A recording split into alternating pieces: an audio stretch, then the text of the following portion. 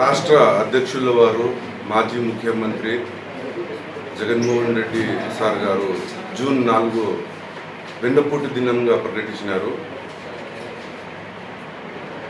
ఒక సంవత్సరం అయింది పార్టీ టీడీపీ అధికారంలో వచ్చి రాష్ట్రంలో అరాచకాలు తప్ప అభివృద్ధి లేకుండా చేసిన ఘనత ఈ చంద్రబాబు నాయుడుకి దక్కుతుంది. రాష్ట్రంలో వాళ్ళ అభివృద్ధి ఒకటేగా రెడ్ బుక్ అభివృద్ధి అని ఒకటి పాటిస్తున్నారు.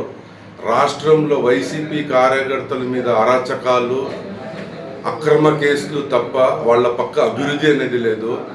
రాష్ట్ర ప్రజలని మోసం చేసినారు, రాష్ట్రంలో రైతులని మోసం చేసినారు. రాష్ట్రంలో ఈసారి మైనార్టీలకు హజ్ యాత్రకు చాలా ఇబ్బంది చేసినారు.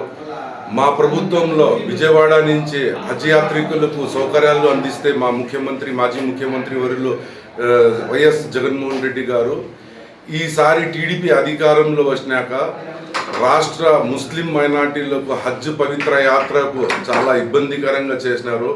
కొందరైతే బెంగళూరు నుంచి, కొందరైతే చెన్నై నుంచి, కొందరైతే హైదరాబాద్ నుంచి పోయినారు. వాళ్లకు ప్రభుత్వం తరపున ఏ విధంగా కూడా సహకరించలేదు.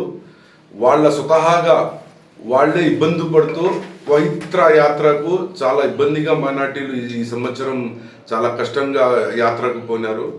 ఈ రాష్ట్రంలో చూస్తే రైతులకు మోసం చేసిన ప్రభుత్వం చంద్రబాబుది. స్టూడెంట్లకు డిగ్రీ చేసిన ప్రతి స్టూడెంట్లకు నేను డబ్బులు ఇస్తా అని చెప్పి వాళ్ళతో కూడా మోసం చేసినారు.